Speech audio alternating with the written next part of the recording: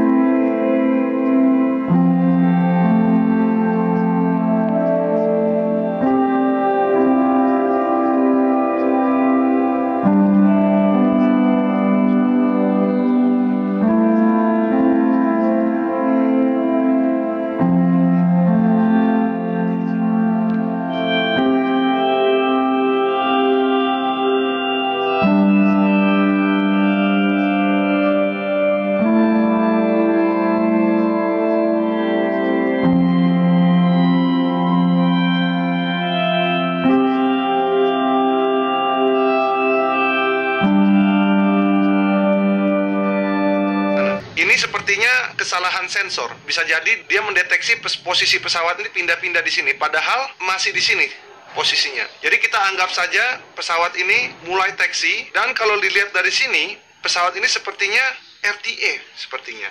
Dia masuk lagi, kembali ke apron. Kita bisa lihat selama 40 menit, pesawat ini dari menit 40 sampai menit 18, baru dia mulai taxi out. Nah, jadi kita bisa lihat ya, tadinya dikatakan jam 6:37 menit. Kenapa pesawat ini kembali? Kalau dari data bisa jadi salah ya. Sekali lagi, ini pesawat ini taxi out, dia taxi out dari Sierra Charlie X-ray di sini. Dia keluar ke arah Sierra Papa 2 di sini, belok ke kanan.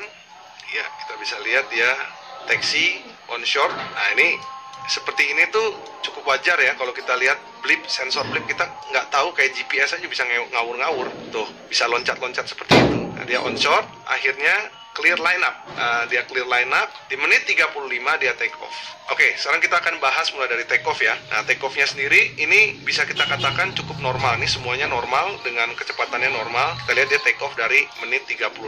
Terus dia climbing, dia akan melakukan SID karena dia airway-nya akan menggunakan Whiskey 14 di sini. Nah, dia akan masuk dari Abasa di sini. Ini airway-nya yang akan digunakan ketika kita akan terbang ke Pontianak. So, kita harus enter dari Abasa. Abasa ini SID-nya kalau dari runway 25 right ini adalah Abasa 1 Delta. Di mana Abasa 1 Delta ini adalah turn right direct to Nabil, Putih, Laras, Tombo, Mulan, dan Abasa. Jadi dia harus capai Nabil at 8.000 kalau ngikuti altitude constraint-nya. Dia harus terbang ke sini, runway heading 500, dia belok ke kanan, direct to Nabil sampai 8000. Kita ngikutin konsennya untuk menjaga traffic arrival ya, jangan sampai flow-nya terganggu. Tapi ini yang rute yang akan dia jalankan. Dari gambarnya sudah cukup sesuai nih dari gambarnya. Sekarang kita lanjutkan penerbangan kita.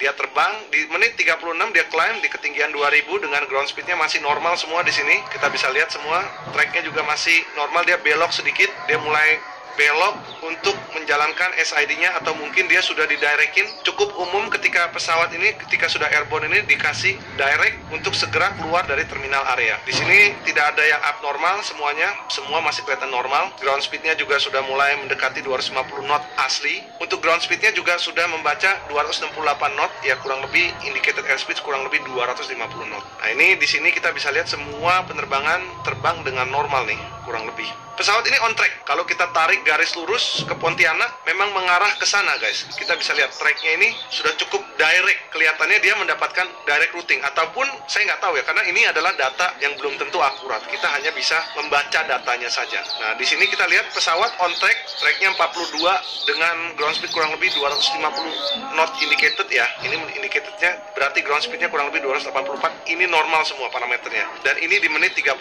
Ini semua normal guys. Ground speednya masih normal semua. Di sini tidak ada indikasi apapun kalau pesawat ini ada masalah. Altitude dan speednya masih normal semua sampai di satu titik.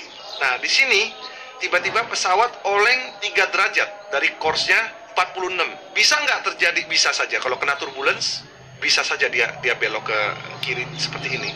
Tapi coba kalau kita lihat lagi, tiba-tiba tidak sampai 1 menit pesawat ini belok kurang lebih dari 46 ke 30. Ini sudah 16 derajat off track. Speednya masih normal, altitude masih normal. Ini sesuatu hal yang sudah cukup mencurigakan. Walaupun oke lah, bisa saja kalau kita kena turbulence, kita terpental kembali dan kita masih bisa kembali lagi seperti biasa. Nah, ini sudah mulai mengindikasikan di mana pesawat ini sudah mulai menikung secara steep nih ke kiri. Untuk altitude masih climb perlahan-lahan. Dan di sini sudah terlihat cukup off track. Ini dari 46 derajat pindah jadi 40 derajat. 40 derajat off track guys. Dari 46 derajat jadi 6 derajat. Kalian bisa lihat. Waktunya 7:40 menit. Atau 2:40 menit. Kurang dari 1 menit, pesawat ini off track 40 derajat. Lihat dari altitude dan speednya ini masih dikatakan cukup normal ya.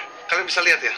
Kurang dari 1 menit, tiba-tiba pesawat ini menghadap ke kiri. Sangat drastis dan steep. Heading 339.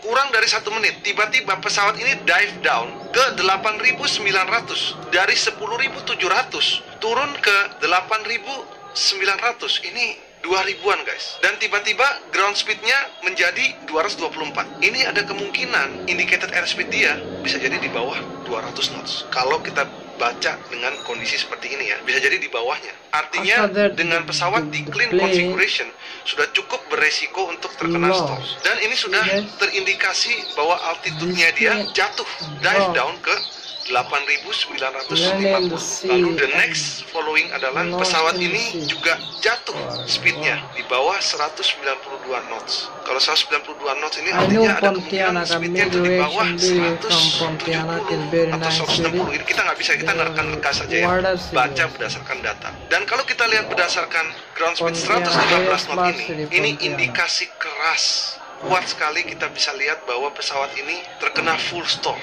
Akan sulit sekali untuk di-recover dengan ketinggian segini. Stall itu apa sih? Stall itu adalah kehilangan daya angkat. Pesawat ini bisa terbang karena adanya daya angkat. Kalau daya angkatnya hilang, pesawat ini tidak bisa bertahan di udara. Kita bisa lihat, ini sudah sesuatu yang sangat nggak normal. Pesawat ini off track dengan kecepatan yang tidak seharusnya dan dengan ketinggian yang tidak seharusnya. Di poin ini paling tidak dia sudah climb di 12.000 atau 13.000. Lalu kita lihat lagi apa yang terjadi selanjutnya.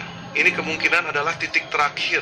Kalian bisa lihat ya, dari menit 0739 hanya dalam 1 menit pesawat itu jatuh dari ketinggian 11.000 ya. Nih, kurang lebih 11.000. Kalian bisa lihat dia jatuhnya ke kanan dengan kecepatan yang sangat ekstrim, 358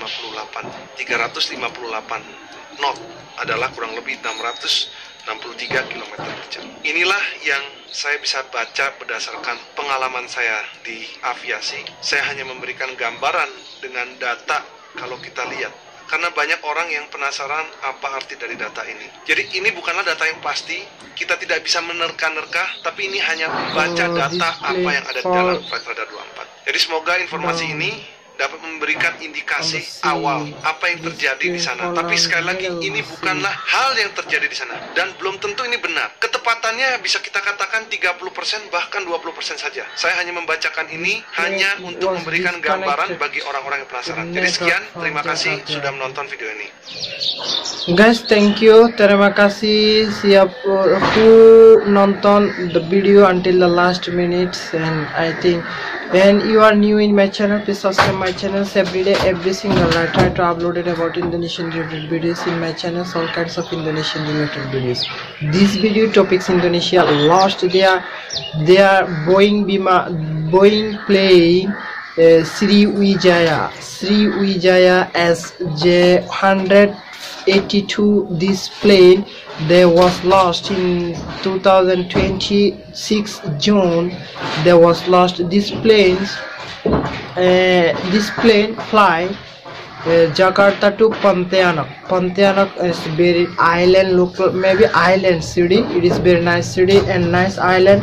Pontianak, guys, I know, and there are two nice places. And Pontianak have one of beautiful water city also. Too many ship crews and rich men. Pontianak local people also I know. Before I make a reaction at drone fly from Pontianak. That's it. And this video topics about Indonesia lost their Boeing Biman Sriwijaya, and now it may be yesterday or before yesterday they got their losting plane on the sea. That's why, guys. So all worldwide, even American TV channel also make news about Indonesia got back the broken parts of the Biman Sriwijaya from Pontianak city. Very nice city, very beautiful, and this is proud of Indonesian peoples, and this is proud of the Indonesian Air Force and Indonesian Navy. And this was bad luck. Indonesian Air Force and Indonesia, the nation of Indonesia, the government of Indonesia, they lost, and they lost their one plane. This plane started flying from Jakarta to Pontianak, and on the middle of the journey at the sea, Java Sea, maybe Java Sea, this plane was disconnected with the network or telephone line or internet lines, everything from Jakarta Airport. And then this plane was lost, and this plane was dipped at the bottom of the sea. Now the Navy of Indonesia, they are just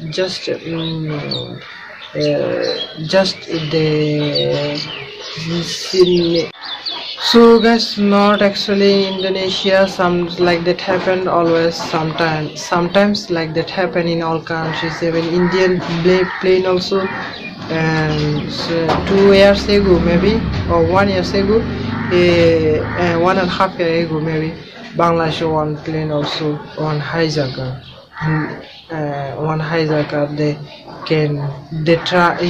he tried to stolen Bangladesh plane. Like that sometimes happen like this in all countries. So always be safe when you journey by plane, or always taking care before starting plane. The all countries Air Force department, I know they always take care. They always make sure before starting plane. So, guys, no more today. See you next video. But I just make a reaction and review in my channels. So this is most of the viewers in my channel is Indonesian. I always try to upload it about Indonesia, breaking news, tourist spot, all kinds of Indonesian topics. I try to reaction and review, learn about Indonesia. So if you are new in my channel, please subscribe my channel, click on bell notification to get daily updates from my channels, all kinds of Indonesia.